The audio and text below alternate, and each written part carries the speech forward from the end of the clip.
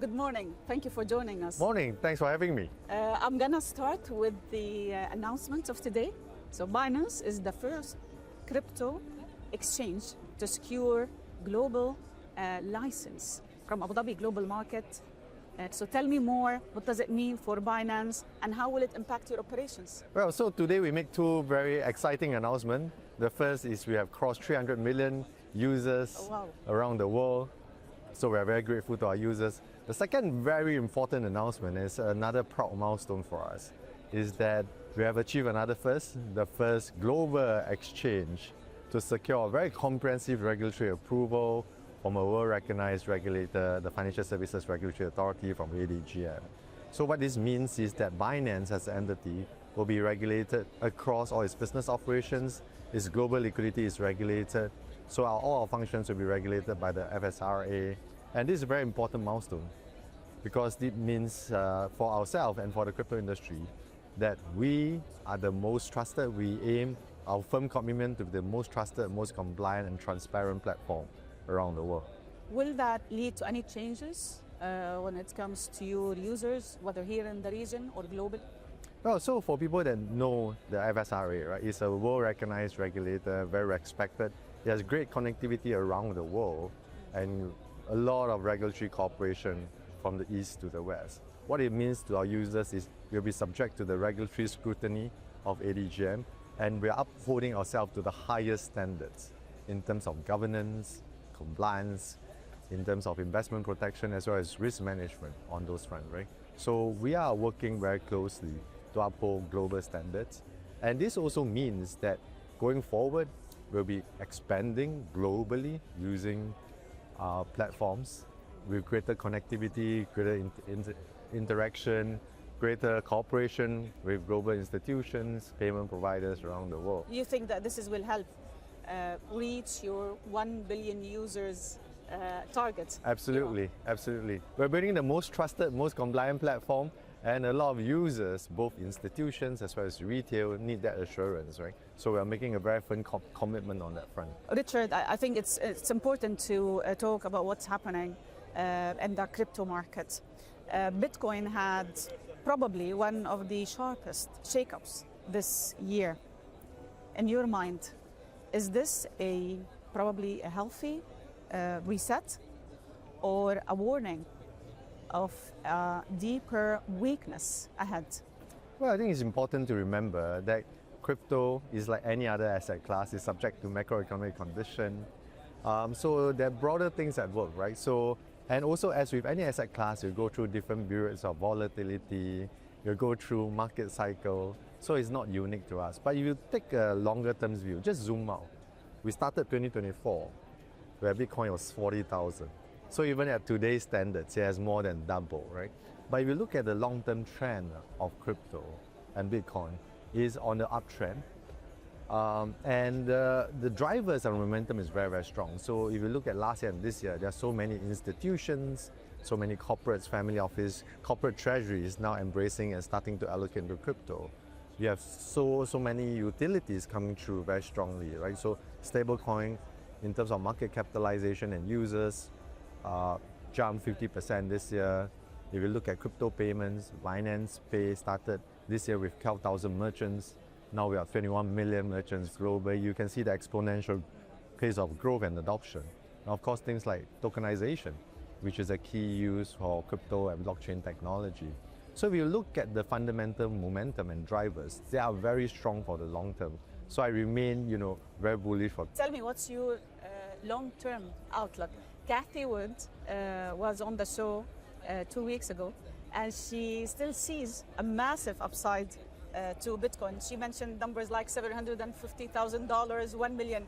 Where do you stand from all Well, that? I see different figures, right? 250, 100,000, half a million, a million. Give me your guess. Well, I don't have a crystal ball. I wish I had, but I'm a holder. So I hold it for long term.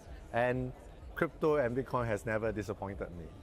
Give me a number. Every time people say crypto is dead or Bitcoin is dead and you buy it, you'll be in a very good position today. Really? Yes, if you look at all throughout history. Despite all the swings, you remain bullish. I totally understand. I remain bullish. Tell me, what drives that confidence? What drives that confidence? Well, so there are several key drivers, right? So if you look at crypto for the longest time, it's only embraced by the retail sector, right? So the institutions are brushing it off, regulators are not spending time on it. 2024 has been a landmark year because that's where the landscape changed. Institutions start to embrace it. ETF was approved firstly in the United States, then around the world. Crypto skeptics, even including the largest of them all, Jamie Dimon from JP Morgan, for 7 years have been bashing crypto. Today he's a supporter, right? So you see the huge shift. As people understand the technology and what it means to transform the financial services sector, they become bullish, right? So from Larry Finn, from BlackRock again, he used to be a skeptic, now he's a big supporter and believer. So you see that landmark shift, right?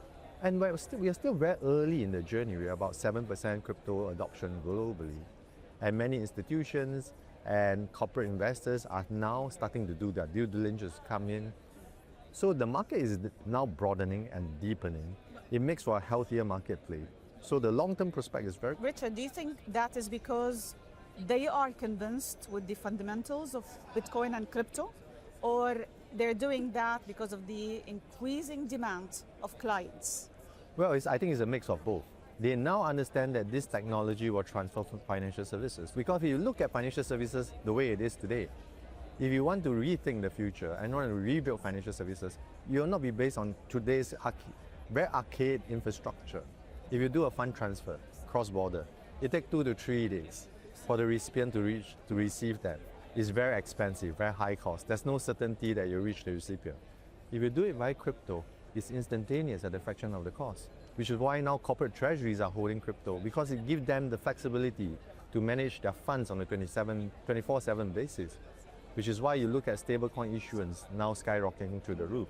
Every financial institutions, major ones, will issue their stablecoin or want to issue their stablecoin because they sidestep so many problem statements that exist within the financial infrastructure today. Same for crypto payments, same for tokenization, right?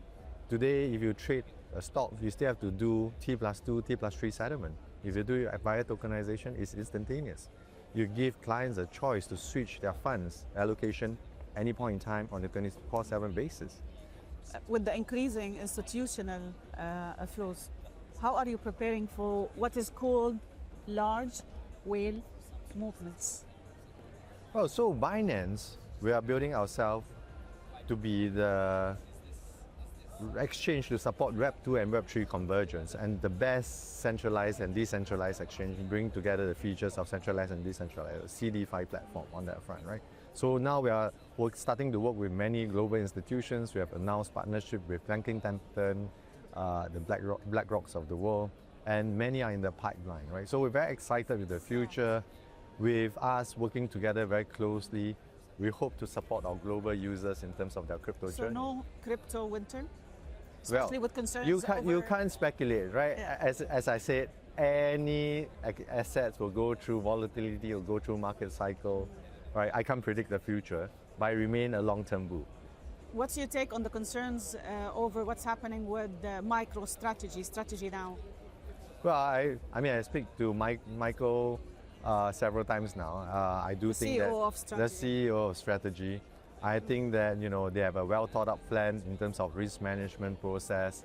They are the OG in terms of crypto treasuries in that space. So I think he's best placed to explain what's happening on that front, right? What is the next rising star, you think, in crypto space? For us, it's really to support all the innovation coming through, all the important use cases.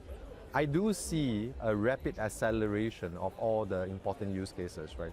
What you see today in terms of stablecoin is going to grow exponentially, in terms of crypto payments, in terms of tokenization. But there are a lot of new use cases coming through, which brings about the intersection of AI and crypto. These are two technologies that work hand in hand. AI is good in terms of processing large amount of data, whereas crypto is immutable, right? So you can't change the data. So they work hand in hand to transform future landscape, from things like financial services to real estate to supply chain financing. With the new management now, what is the one strategic move you think you should do and do now? Well, our mission remains unchanged. Our focus remains unchanged, right? we have grown to be the largest crypto exchange and largest crypto ecosystem because of that fundamental center, which is always place user at the front and center of everything we do, right? So we want to build the best-in-class platform with the best product features, the most compliant, the most transparent, the most secure platform for our global users. And we aim towards 1 billion users. Richard, one last question, and I want a very honest answer. If you have $1 million now, would you go for crypto or gold? And tell me why. Of course, crypto. Crypto course. is fast. Of course. No, if you look at a proper time frame, right? I mean, gold has performed well, right? Yeah. But if you take a longer time frame, right, over a period of time, Bitcoin has always outperformed gold, right? Yeah. And this is a digital future. It's immutable. It's so easy, and the institutions are only coming through now. The gold has been existing for the longest time. This is an exciting new innovation. So I'm very bullish for the prospect. No question. Thank you. Thank you for joining us today, and all the best. Thank you so much. Thank you.